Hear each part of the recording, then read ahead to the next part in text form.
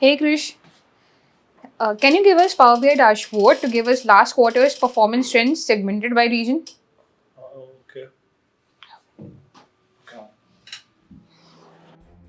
Sales trends. Do I use a line chart?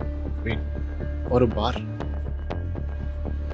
I don't even know where to start in Power BI. What if I mess this up? I get it. Power BI has a lots of chart and it can get difficult to understand when to use which one. Therefore, through this video, I'm going to help you with using different types of charts in different use cases. So hello everyone and welcome to WS Cube Tech channel. My name is Ayushi Jain and guys, in today's video, we are going to talk about different types of charts that are there in Power BI and when to use them in different case scenarios. So let's get started.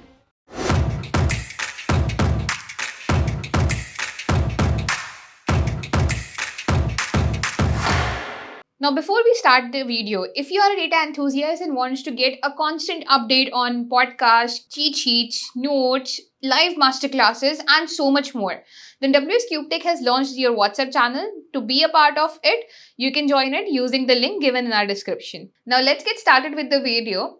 As we're going to talk about the different scenarios where we can use different charts, let's talk about the first scenario. Say your first scenario is asking you that how much is the revenue which we are getting from different product category, or how much is the revenue which we are getting from different cities, maybe countries, or even anything else as well, be it aggregation of something. That means total orders based on any city, country, product category. In that case, we go for a bar or a column chart. In Power BI, we have a bar chart, we also have a column chart, and we also have stacked bar, clustered column, and 100% bar charts. Let's understand the difference between all of them.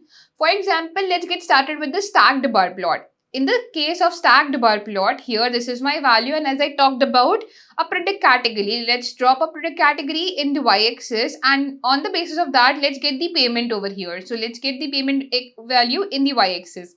So the highest of the revenue is being generated using the toys, which is around 77 lakhs 1982. Now, similarly, this is a stacked bar chart. Okay, and if I want a column chart over here, that means if we have a horizontal bars, we can go for a bar chart. But if you want the vertical columns, you will be using a column chart here. So this is how it changes. But then when it comes to bar chart, which is clustered, or bar chart, which is columned, okay, what is the difference between them? The difference comes when we introduce a legend over here. A legend like what type of payment was it? Okay, let's mention the payment type in here, and you will notice that you are getting some categories over here. You will notice that you are getting some categories over here. In the toys, the highest of the revenue is generated using a credit card. That means the highest of the payment was collected using a credit card, then was using a wallet, then comes your voucher, and then comes your toys. While at the same time, had these been clustered, in that case, in the toys itself, we would have three different bars like this, 3 to 4, wherever we have the data. So I'm just zooming in right now just to show it to you. Okay. And if we go back to the fit page size, this is how it would look like. Won't make sense in our case scenario. You can also do top 5 kind of a thing as well. So here in the product category, since the product category needs to be top 5, we can go for top n. We can mention 5, and 5 would be based on what? Sum of the payments. So we'll put this, apply the filter, and we'll be getting just the top 5 values. Okay. So now it's more clearly visible, right? Talking about that here, this is our clustered column. Now what is this next one, which is 100% stacked? 100% stacked is nothing but your entire revenue of that specific category would be considered as 100%.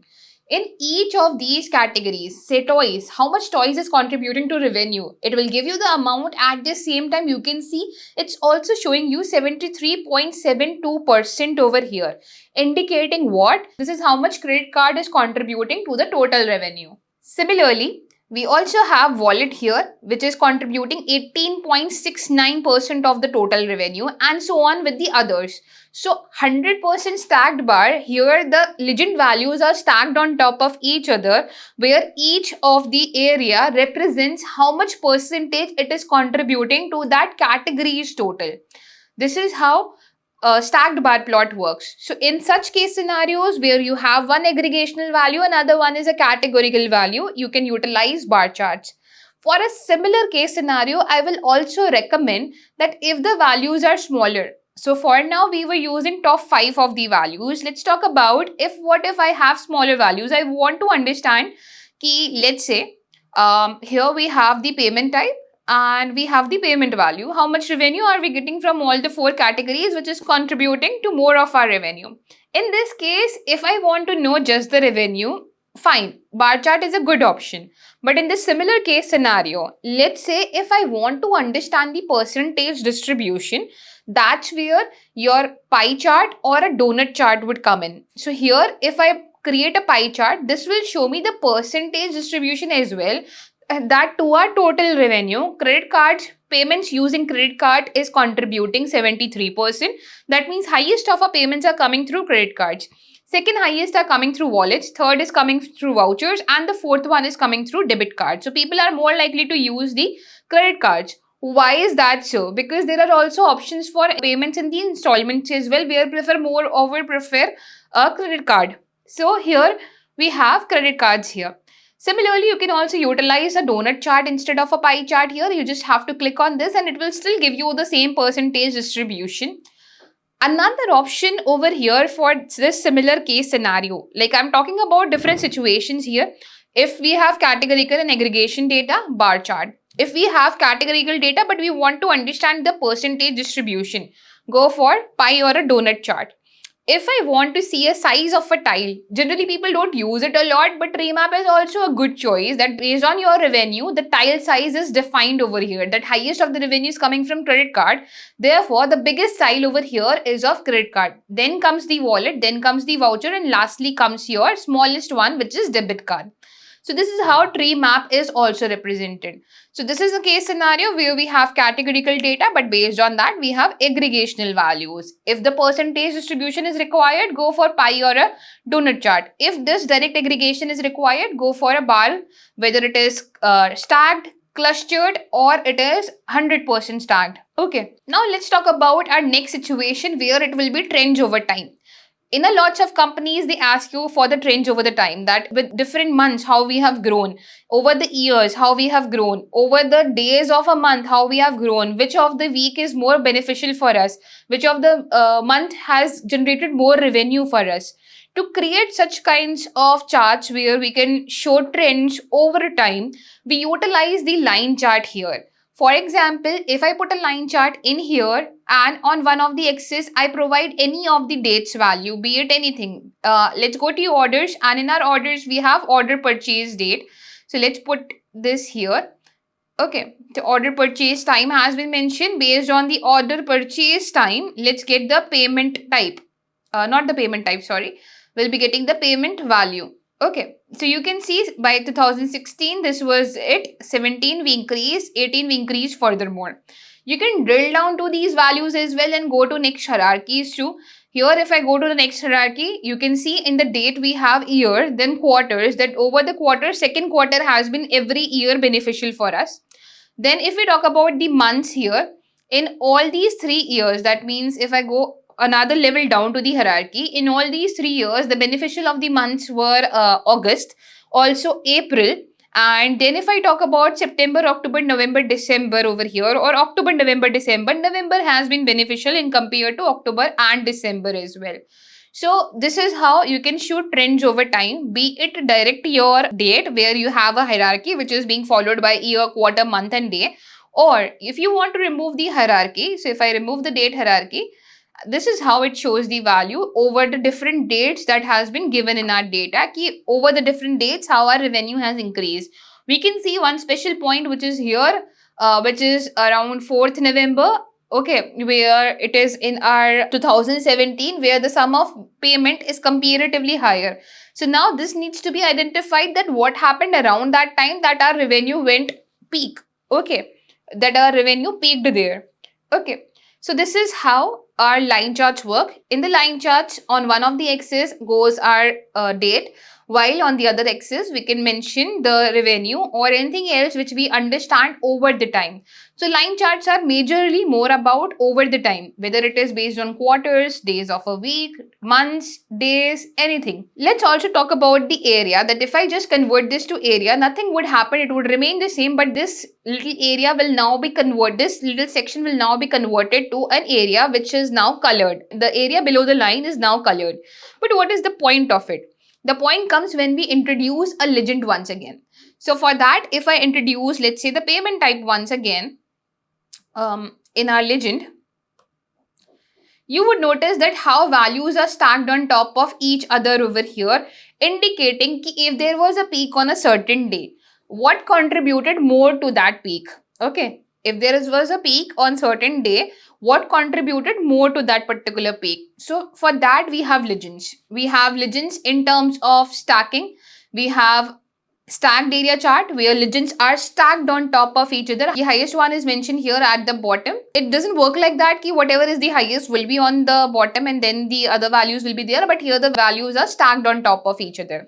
While we similarly have the 100% stacked as well, where your entire area, that means if we are talking about this any particular date, 4th of December, the entire area is now divided into percentage. Ki on 4th of December, highest of our revenue came from the credit card, which was 72.5%, then came from the debit card, which was 1.24%, voucher 5.61%, and second highest value, which was wallet, which was 20.58%. So in such case scenarios where there is again data based on trend time, we utilize majorly the line chart, but then if there are legends, we can go for area, stacked area, or we can also go for 100% stacked area charts as well. Another few popular of the charts where if you want to show a relationship between a numerical data to a numerical data, we also have a scatter plot. Let's say how our payment value is increasing over the different things here. Maybe we can take example of payment value over anything else. Let's go for the order items. Yeah. So here in the order items, we have price and also the shipping charges, which will make more sense in our case scenario for now. This is just to give you an example. That suppose if I have a situation where I want to create a relationship or see a correlation between any of my two numerical data, be it price on one of the axis. Okay, we have price on one of the axis and the shipping charges on the other one. Now here, if I put my values as the order ID and drop it, you would notice ki how with the increasing prices, the shipping charges are changing. Is there a correlation over here? Like for example, these points over here where shipping charges are comparatively higher than the total price of this particular order ID. Okay, so we need to identify the reasons ki whether are they correlating to each other, that as the price is increasing, is the shipping charge also increasing? No. Here, if you'll notice that here with the highest prices, the shipping charges are comparatively lower. Even here it is lower. Okay, so to see the relationship between two numerical data, we utilize a scatter plot where both your x-axis and y-axis would be a numerical value and your values could be order ID, where you can see ki where your order ID is lying based on these coordinates, so that you can see a correlation whether with the increasing prices are your shipping charges also increasing, or the other way around, that with the increases pricing is the shipping charges also decreasing. Is there any relation or is it just neutral? So this is how you can identify a relationship or a correlation between two numerical data points by using scatter plots. Even in the scatter plots, you have the similar options, that if I go to payments here and mention the payment type in the legend, we'll see the colors of different types indicating ki which bubbles is representing what, that which bubble is representing what. That for example, these bubbles right here are indicating that highest of our price was paid using a credit card, where some of the shipping charges were comparatively lower. Even here when there was a highest shipping charge, it was again paid using a credit card. So to see the patterns in your data, you can utilize these legends. Let's move forward and talk about that if you have a situation where you want to display your data in terms of different cities all over the world, want to know maybe the customers there or the revenue that is being generated from there. Instead of going for stacked bar or column charts where you can display countries or cities on the x-axis and the revenue on the y-axis. We also have map options here. If I open a map and drop anything which is related to cities, for example, I think customers have something called as cities, even state and zip code are there. So let's drop the location in the city section. Based on different cities that are there, I want to understand that where is my highest revenue coming from. So if I drop the payment value in the bubble size, okay, there's a bubble size here. So based on the bubble size, if I increase the size based on the bubble size, we will be able to see that how much of the payment is coming from the different area. The bigger the size of the bubble, the bigger the revenue, the higher the revenue we are getting from that specific area. You can also create something like zoom in sliders. Here in the map settings, we have different types of controls that we can mention. So we also have zoom in buttons where if you want to zoom to any specific area, you can do that too. You can just click on the plus buttons and navigate from here to here to understand any of the situation over here. For example, if I click and click again, you can see this area that highest of the revenue is coming from Brazil, that too from Sao Paulo and also Rio de Janeiro. Okay. Then again, we are getting a good amount of revenue from US as well. At the same time, from the Western Europe, some cities of India as well, and other places too all over the world. Okay. So this is how you can utilize maps to display your data based on locations, and you can define the bubble size or anything else based on your revenue, maybe the count of customer, that where do you have maximum of customers. Suppose if we go to this section once again, if I go to customers and drop maybe the customer ID in the bubble size, which will automatically count, we'll also notice the very similar trend where you can see highest of our customers are from the same two cities from where our highest of the revenue was coming.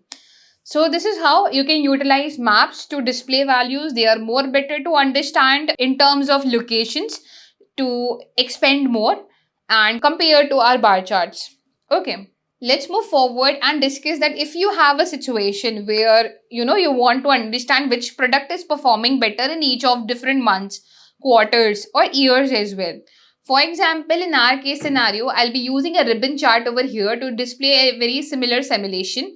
That here, if I create a ribbon chart, in the ribbon chart, if I mention on the x-axis something which is related to date, for date, we'll be going to our orders table and I'll bring the date here. I don't need the year, neither the quarter. I just need different months. Maybe years would also be preferable. Let me bring the hierarchy once again. We don't need the quarter, neither the day, but the years and the months. Okay. In this, I want to also mention the payment value in the y-axis. So this is how it looks like, that over the different years, these are the different payments we have received. Now, if I also mention something which is comparatively not that many, but still many enough to, see the significant difference. For example, the product category maybe. I know toys has been dominating a lot, but let's see, is it? No. Okay. You will notice a little change over here. Let me explain this change. What is exactly going on in this ribbon chart? Okay. So we have product category. If I talk about the October month, the product which was sold the most or generated the most of the revenue for us was perfumery, the category. Then the next category which was leading in the month of January, February and also March. You can see they are all of the brown color, indicating they have been on the first rank on the month of January, February and March in 2017. Then comes 2017's April, where bed bath table has been a popular category. Again, a little competition between them, and we can see again our furniture decor is on the top. And then you can see for the month of June, July, we are seeing that health and beauty is something which is coming on the top. So this is indicating which product category is getting the first rank over different months and how each product is performing in terms of rank over different months in terms of revenue. So this would be a perfect chart where you want to see which of your product performed better in each of the quarters, months, years, dates as well, to understand their rankings here. So very useful chart, ribbon chart. Lastly, let's also talk about the waterfall chart, when it can be utilized. A waterfall chart can be utilized when you want to see a breakdown of something, maybe over the time too. For example, again, I'll be using the similar simulation that we did in our ribbon chart. Here, if I copy this section and bring it back to page number 7, I'm using different pages so that it's clearly visible to you all. So if I convert this to waterfall, and we don't have the breakdown right now. Let's remove the product category. We just have the dates. Over the dates, this is the sum of the payments that we have. Now, I want to see the breakdown over here. Let's bring the payment type once again. In the breakdown, if I bring the payment type once again, we can see some green, red lines over here and also blue lines. What are these lines indicating over here, or different these bars are indicating? Let's also understand them. So here we will notice that the revenue in the October of 2016 was 33,000. While in December it is comparatively lower, where I can't even hover as well. But here, if I'll see the credit card's value, I'll show you what is the difference. This waterfall helps us understand the breakdown. For example, in October of 2016, the sum of payment value was 24,593, which was coming from the credit card. Here it is coming 351, which is actually 98% lesser, which is what it was there in October. Similarly, from December to January, there was an increase in the revenue where credit card has contributed 17,604% of increase in the revenue compared to December. This one, which is the second one over here, the second one has contributed a significant difference again, and we can see the other differences too. Similarly, how the revenue has increased in February, who has contributed more wherever there was a downfall. Let's say here, in this case scenario, if we talk about the credit card from March to the revenue of April, payment which was coming from credit card has significantly decreased by 8.85%. So this is what we can determine using a waterfall chart. We can see a breakdown over the time. If we have a categorical data, we have an aggregated value. The categorical data means your over the time, okay, date and time, something related to date and time. So if we have something related to date and time, here on another axis we have revenue or any aggregated data, and if I want to see its breakdown over different values, be it right now it is payment type, but based on different categories, I want to see its breakdown. That is where we can utilize a waterfall chart. So guys, these are different examples of charts which you can utilize in different scenarios. If you have a category data and an aggregated value, go for bar charts. Here we have multiple categories, whether you want the values to be stacked on top of each other, you want them as a different clustered column, or you want 100% stacked bar chart where you can see the values in terms of percentage distribution. Second option is going for either a tree map, less likely tree map, but better options would be pie, or I would recommend the donut charts where we can see the data in terms of percentage distribution depending upon different categories. Then comes your trends over time, that if you want to see the revenue trend over the time, go for line chart. And then if they have also legend, you can go for area, stacked area, and also 100% stacked area charts. We also have charts like scatter plots where if you want to see the correlation between two numerical entities in your data, go for scatter plots. We also have maps as well, where if you have data which is based on countries, cities, states, go for maps. Lastly, we have ribbon charts and the waterfall chart. So ribbon chart again over the time if you want to see the ranking of products over the time. Lastly, we have waterfall chart where you want to see the revenue breakdown over the time. At the same time, based on any specific category, you want to see the breakdown, whether that particular category has led to increase in the revenue or decrease in the revenue. I hope these different charts that we have discussed here are clear to you. Now, if you enjoyed learning different types of charts and also you are someone who is planning to transition their career into data analytics, then WS CubeTech has recently launched their Data Analytics Mentorship Program, whose new cohort is going to start soon. In this course, you will be working on different tools like Excel, SQL, Power BI, Python, machine learning. You will be working on industry-led projects and you will be trained by industry experts. So if you want to join our upcoming cohort, then its link is given in our description. Check it out now. Thank you so much for watching. Stay tuned for more such content.